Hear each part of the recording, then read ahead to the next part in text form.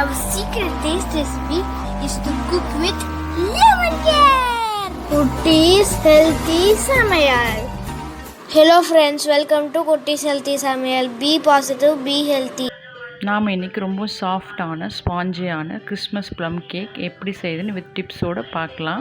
அதுக்கு முன்னாடி நம்ம சேனலை சப்ஸ்கிரைப் பண்ணாதவங்க சப்ஸ்கிரைப் பண்ணிவிட்டு பக்கத்தில் இருக்க பெல் பட்டனை கிளிக் பண்ணிக்கோங்க. ஆல் ஆப்ஷனை கிளிக் பண்ணுங்கள். அப்போ தான் நாங்கள் போடுற எல்லா வீடியோஸோட நோட்டிஃபிகேஷன்ஸ் உங்களுக்கு வரும். இது வரைக்கும் சப்ஸ்கிரைப் பண்ண எல்லாருக்கும் தேங்க்யூ ஸோ மச்.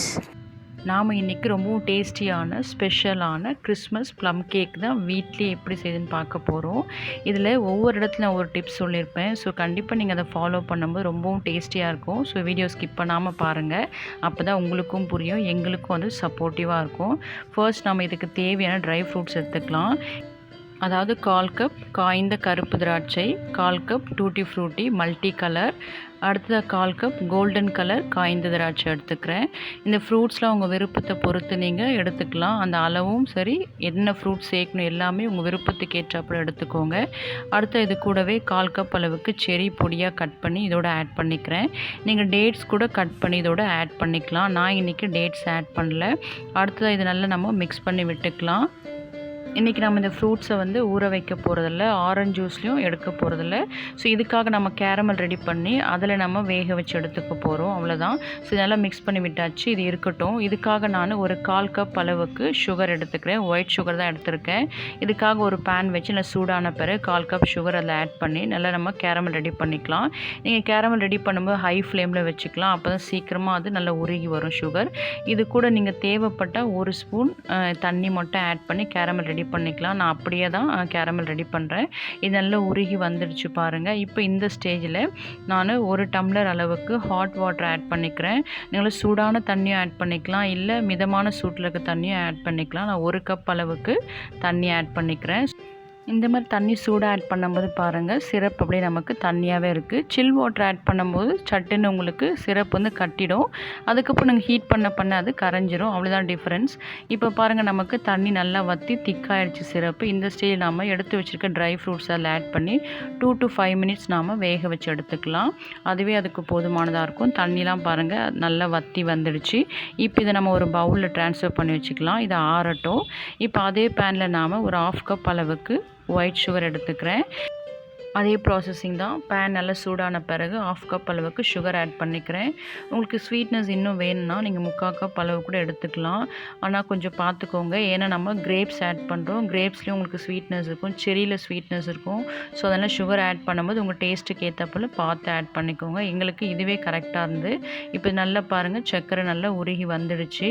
உங்களுக்கு கேக்கோட கலர் வந்து ரொம்ப டார்க் ப்ரௌனாக வேணாம், லைட்டாக இருந்தால் போதும்னா நீங்கள் இந்த ஸ்டேஜில் இது கூட ஒரு 1/2 கப் அளவுக்கு ஹாட் வாட்டர் ஆட் பண்ணிக்கலாம். எனக்கு இன்றைக்கி பார்த்தீங்கன்னா டார்க்காக கேக் வேணும் அப்படின்றதுக்காக நான் இன்னும் கொஞ்சம் கேரமலைஸ் பண்ணுறேன். இன்னும் நம்ம அதை மிக்ஸ் பண்ணி விட்டுட்டே இருக்கும்போது இன்னும் உங்களுக்கு டார்க் ஆகும், அதுக்காக தான். பட் உங்களுக்கு வேண்டான்னா இதுக்கு முன்னாடி ஸ்டேஜ்லேயே நீங்கள் தண்ணி ஆட் பண்ணிக்கலாம். எனக்கு பாருங்கள் இப்போது நல்லா டார்க் ஆகி வருது. இந்த ஸ்டேஜில் நான் ஒரு 1/2 கப் அளவுக்கு ஹாட் வாட்டர் ஆட் பண்ணுறேன்.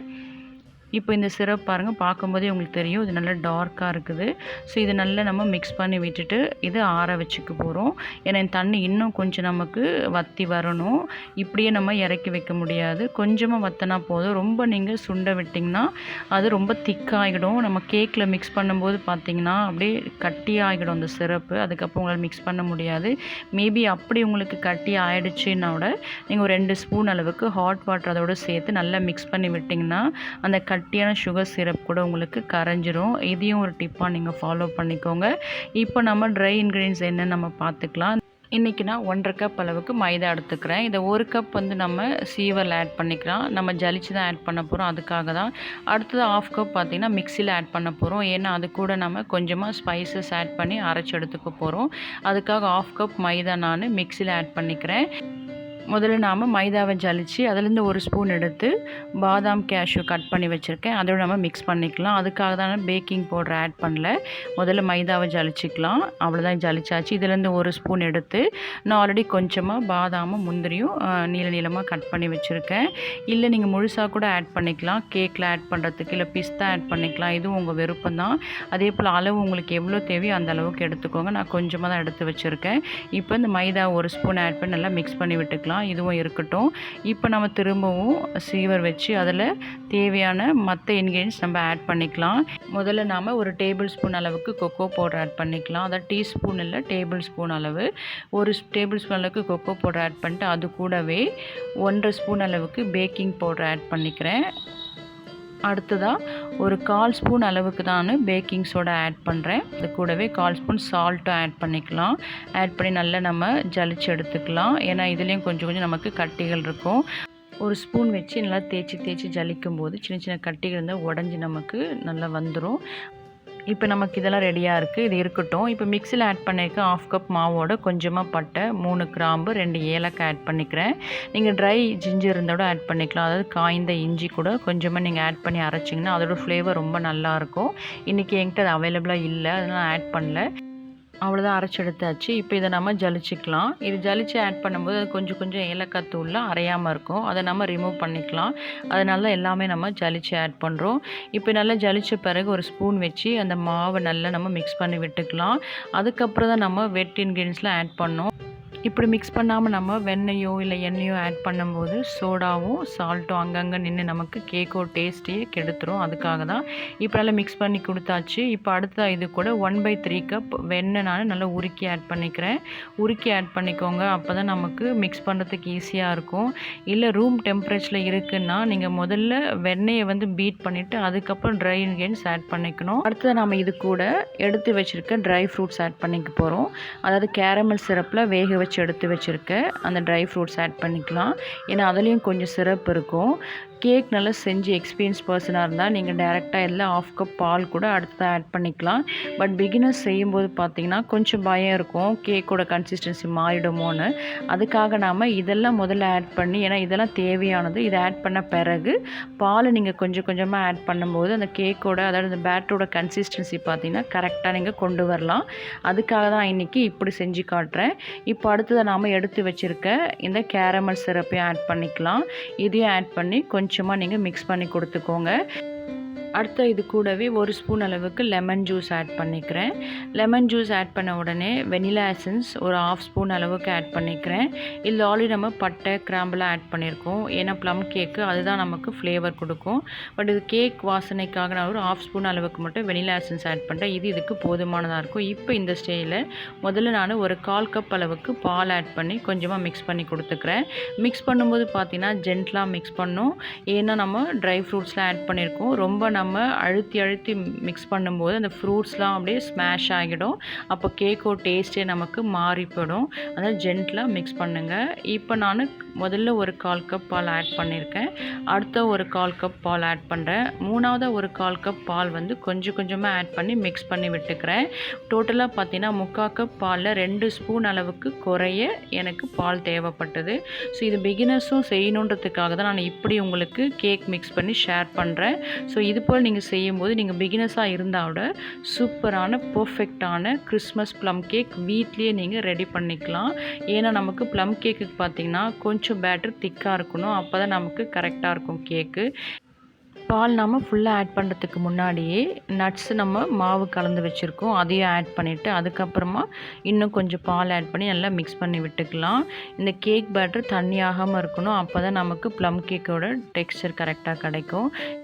இப்போ நமக்கு கரெக்டான கன்சிஸ்டன்சியில் இருக்குது. இப்போ பாருங்கள், ஒரு 2 ஸ்பூன் அளவுக்கு பால் மீதி ஆகிருக்கு. அதாவது 3/4 கப், அதாவது 3/4 கப் பாலில் 2 ஸ்பூன் அளவுக்கு பால் மீதி ஆகிருக்கு. ஸோ இப்போ நாம் இந்த கேக் பேட்டரை ஒரு கேக் டின்னில் ஆட் பண்ணிக்கலாம். நான் இன்றைக்கி ஒரு பாத்திரம் தான் எடுத்திருக்கேன். பேக்கிங் ட்ரேயில் நம்ம ஆயில் அப்ளை பண்ணி அது மேலே நம்ம பேக்கிங் பேப்பர் போட்டுக்கலாம். சைட்ஸ்லேயும் அடியிலையும் நம்ம போட்டோம்னா ப்ளம் கேக் எடுக்கிறதுக்கு ஈஸியாக இருக்கும். அப்படி பேக்கிங் பேப்பர் இல்லைன்னா A4 ஷீட் கூட நீங்கள் எடுத்து அதில் ஆயில் அப்ளை பண்ணி இது போல் சைட்ஸில் நீங்கள் வச்சுக்கலாம். இப்போ நல்லா டேப் பண்ணி விட்டுக்கலாம். அப்போ நமக்கு அந்த ஏர் பபிள்ஸ் நல்லா ரிலீஸ் ஆகி வந்துடும். இப்போ கேக் பேட்டர் மேலே நம்ம கொஞ்சமாக ட்ரை ஃப்ரூட்ஸ் வச்சு கார்னிஷ் பண்ணிக்கலாம். இது ஆப்ஷனல் தான், வேண்டாம் நீங்கள் ஸ்கிப் பண்ணிக்கலாம். பட் இது கார்னிஷ் பண்ணும்போது நல்லா அட்ராக்டிவாக இருக்கும். ஆர்டினரி நம்ம கேக் செய்யும்போது பார்த்தீங்கன்னா நம்ம கேக் பேட்டர் கொஞ்சம் தண்ணியாக இருக்கும். ஸோ மேலே இது போல் கார்னிஷ் பண்ணோம்னா பேக் ஆகி வரும்போது எல்லாமே உள்ளே போயிடும், நமக்கு தெரியாது.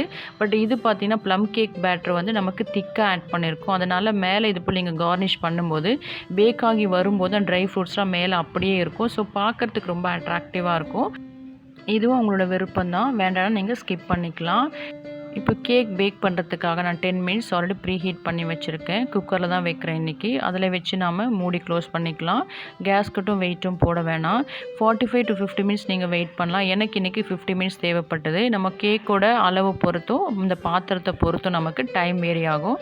கேக் வெந்துருச்சா நம்ம பார்க்குறதுக்கு இது டூத் பிக்கும் நைஃபும் வச்சு கேக்கோட மிடில் பார்க்கும்போது ஒட்டாமல் வரணும். அப்போ நம்மளோட கேக் நல்லா பேக் ஆகிடுச்சு. இப்போ நம்ம இறக்குன பிறகு ஒரு 20 மினிட்ஸ் ஆற விட்டு அதுக்கப்புறம் ஒரு பிளேட்டில் ட்ரான்ஸ்ஃபர் பண்ணிக்கலாம். நம்மளோட ப்ளம் கேக் சூப்பராக ரெடி ஆகிடுச்சு. பார்க்கும்போதே பாருங்கள் எவ்வளோ அட்ராக்டிவாக இருக்குது. அதே போல் மேலே ஆட் பண்ண ட்ரை ஃப்ரூட்ஸ் எதுவுமே கேக் உள்ளே போகலை, மேலே நிற்குது. கேக் பார்க்கும்போதே பாருங்கள் எவ்வளோ அட்ராக்டிவாக இருக்குது.